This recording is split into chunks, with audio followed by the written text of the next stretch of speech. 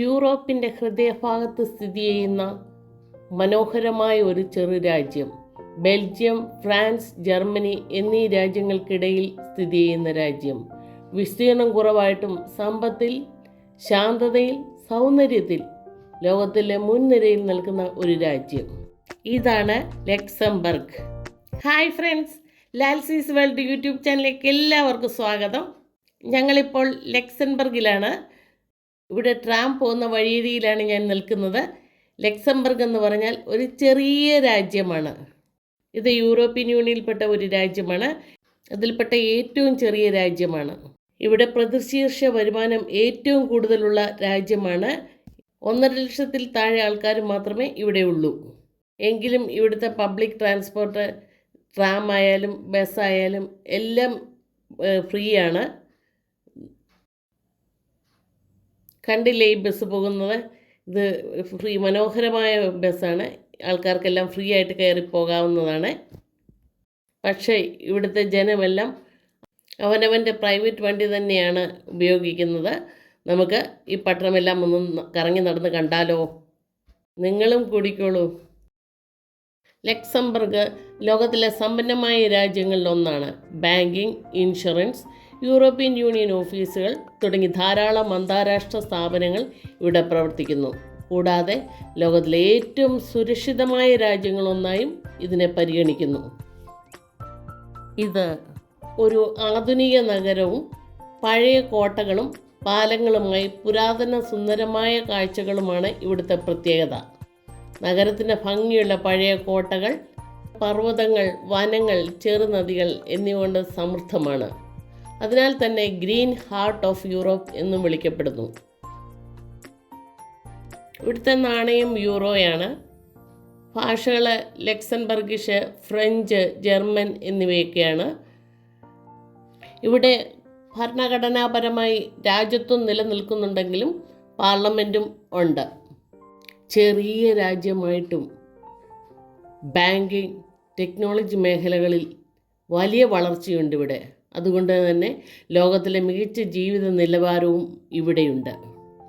ഇവിടുത്തെ പച്ചപ്പുള്ള മലനിരകളും ശാന്തമായ നദികളും മനോഹരമായ ഗ്രാമങ്ങളും ലക്സംബർഗിനെ ഒരു സ്വപ്ന രാജ്യമായി മാറ്റുന്നു. ഇവിടെ കാണുന്ന മനോഹരമായ സ്ഥലം ലക്സംബർഗ് സിറ്റിയിലെ കോൺസ്റ്റിറ്റ്യൂഷൻ സ്ക്വയറാണ്. പച്ചപ്പും ദേശീയ പതാകകളും ചേർന്ന് ഈ സ്ഥലത്തെ ഏറെ ഭംഗിയുള്ളതാക്കുന്നു. ഇത് പ്രസിദ്ധമായ നോസ്റ്റർഡാം കത്തീഡ്രലാണ്. 17-ാം നൂറ്റാണ്ടിൽ നിർമ്മിതമായ ഈ പള്ളി ഗോത്തിക് സ്റ്റൈലിലുള്ള ഒരു അത്ഭുത പള്ളിയാണ്. അകത്ത് രാജകുടുംബത്തിൻ്റെ ശവകുടീരങ്ങളുണ്ട്. ഇന്നിവിടെ 3 രാജ്യത്തിലെ രാജാക്കന്മാരുടെ മീറ്റിംഗ് ഉണ്ട്.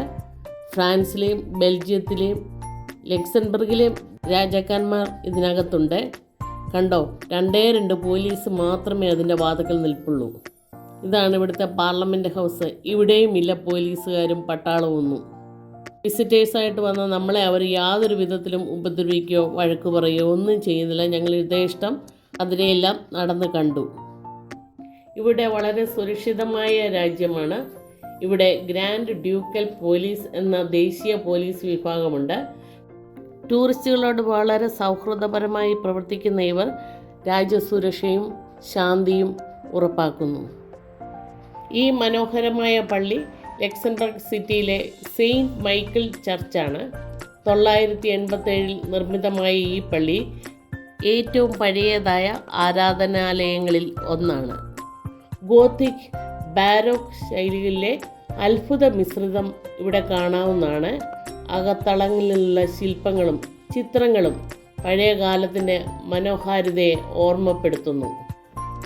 Oldest church, A timeless beauty. പള്ളി മാത്രമല്ല, അതിന് ചുറ്റുമുള്ളതും അത്യന്തം മനോഹരമാണ്. പഴയ കല്ലുപാകിയ ചെറിയ വഴികളും ചെറു കടകൾ, ചരിത്രത്തിൻ്റെ സൗന്ദര്യം എല്ലാം ഇവിടെ കാണാം. ഇവിടുത്തെ ചരിത്ര പ്രാധാന്യമുള്ള ഒരു കാഴ്ചയാണിത്. നഗരത്തിൻ്റെ പഴയ ഭാഗവും അതിൻ്റെ കോട്ടകളും യുനെസ്കോയുടെ ലോക പൈതൃക പട്ടികയിൽ ഉൾപ്പെടുത്തിയിട്ടുള്ളവയാണ്. യൂറോപ്പിൻ്റെ ഏറ്റവും നല്ല ബാൽക്കണി എന്നാണ് ഇതറിയപ്പെടുന്നത്. ഇവിടുത്തെ നെറ്റിൽ ധാരാളമായി താഴുകൾ ലോക്ക് ചെയ്ത് കിടക്കുന്നതായിട്ട് കാണുന്നുണ്ട്. ഇത് ദമ്പതികൾ അവരുടെ സ്നേഹത്തിൻ്റെയും ബന്ധത്തിൻ്റെയും സ്ഥിരതയുടെ പ്രതീകമായിട്ട് ഇതുപോലെ വേലികളിൽ ഘടിപ്പിക്കുന്നുണ്ട്. ലവ് ലോക്ക് എന്നറിയപ്പെടുന്ന ഈ ആചാരത്തിൽ ദമ്പതികൾ അവരുടെ പേരുകളോ ആദ്യാക്ഷരങ്ങളോ തീയതികളോ ലോക്കിൽ എഴുതിയ ശേഷം അത് ഇവിടെ നെറ്റിൽ ഘടിപ്പിക്കുന്നു. താക്കോൽ അടുത്തുള്ള പുഴയിലോ മറ്റെറിയുന്നതോടെ അവരുടെ സ്നേഹവും എന്നേക്കുമായി അടഞ്ഞു ആർക്കും തുറക്കാനാവാത്ത വിധം സുരക്ഷിതമായി എന്നവർ വിശ്വസിക്കുന്നു.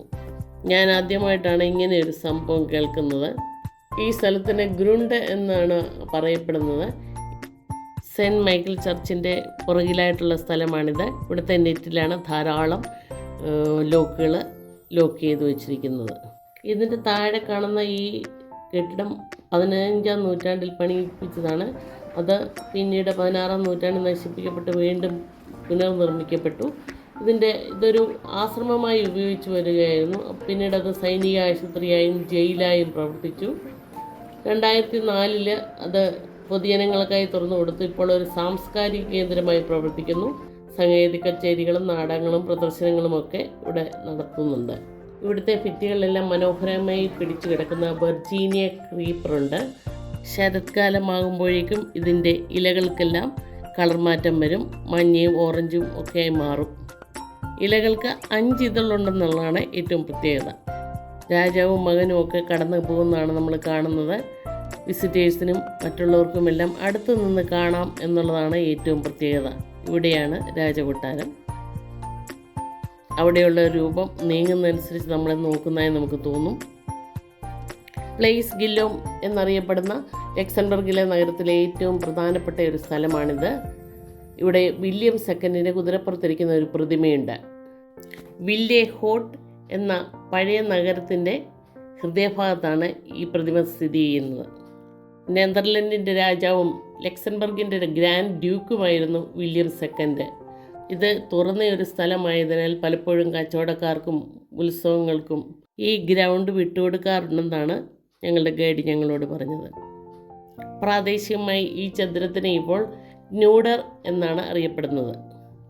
ധാരാളം ആൾക്കാർ ഇവിടെ ഒത്തുകൂടിയിട്ടുണ്ട്. കച്ചവടം നടത്താനും കാഴ്ചകൾ കാണാനും ഒക്കെ ആൾക്കാർ ഇവിടെ ഒന്നിച്ചു കൂടിയിട്ടുണ്ട്. ഗൈഡിൻ്റെ കൂടെ നിന്ന് ഞങ്ങൾ ഫോട്ടോകളൊക്കെ എടുത്തു. നല്ലൊരു ജോളി ടൈപ്പായിരുന്നു ഞങ്ങളുടെ ഗൈഡ്.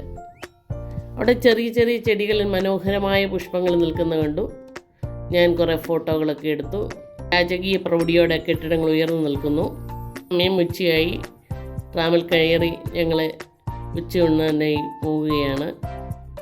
ഐശ്വര്യവും വൃത്തിയും ഭംഗിയുമുള്ള ട്രാമുകൾ ഒഴുകി ഒഴുകി വരുന്നത് കാണാൻ എന്തൊരു ഭംഗിയാണ്.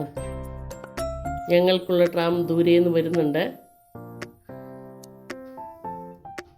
അതും ചേർന്ന് ഒരു തടസ്സവും ഇല്ലാതെ ഒഴുകി ഒഴുകി വരുന്നുണ്ട്.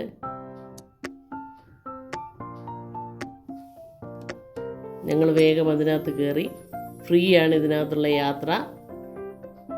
ലക്സംബർഗിൻ്റെ നഗര കാഴ്ചകൾ ആസ്വദിച്ച് ഞങ്ങൾ മുന്നോട്ട് നീങ്ങി.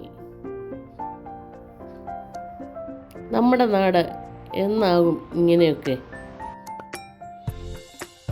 ഈ ജന്മത്ത് നമ്മുടെ നാട് ഇതുപോലൊക്കെ ആകുമോ? വെറുതെയാണ് ഈ മോഹമെങ്കിലും വെറുതെ മോഹിക്കാൻ ഒരു മോഹം. ട്രാമിലെ യാത്ര സുഖകരമാണ്. ഒഴുകി ഒഴുകി ഇങ്ങനെ സ്ഥലങ്ങൾ കണ്ടു പോകാൻ നല്ല രസമാണ്. ഇടയ്ക്ക് ചില സ്റ്റേഷനിലൊക്കെ നിർത്തുന്നുണ്ട്. വലിയ വലിയ അമ്പരചുംബികളായ കെട്ടിടങ്ങളൊക്കെ കടന്ന് ഞങ്ങൾ യാത്ര തുടരുകയാണ്.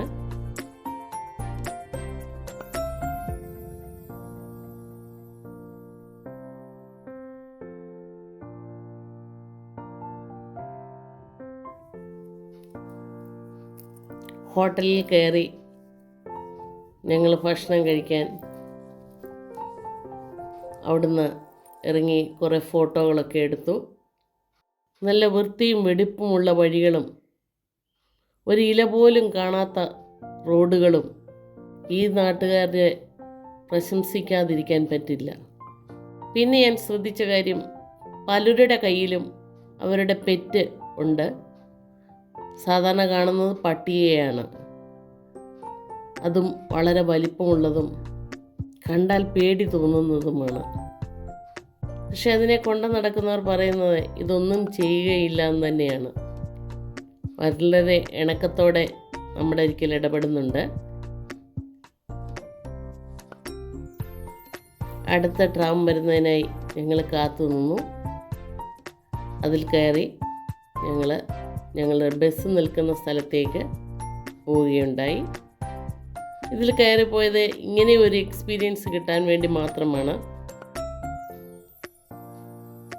പുതിയ ലോകം, പുതിയ സാഹചര്യം എല്ലാം ആസ്വദിക്കുന്നതിനും മനസ്സിലാക്കാനും ഞങ്ങൾക്ക് സാധിച്ചു. അപ്പോൾ വീഡിയോ ലൈക്ക് ചെയ്യാനും കമൻറ്റ് ചെയ്യാനും ഷെയർ ചെയ്യാനും സബ്സ്ക്രൈബ് ചെയ്യാനും മറക്കരുത്. വീണ്ടും ഒരു വീഡിയോയുമായി വേഗം വരുന്നതായിരിക്കും. Thank you.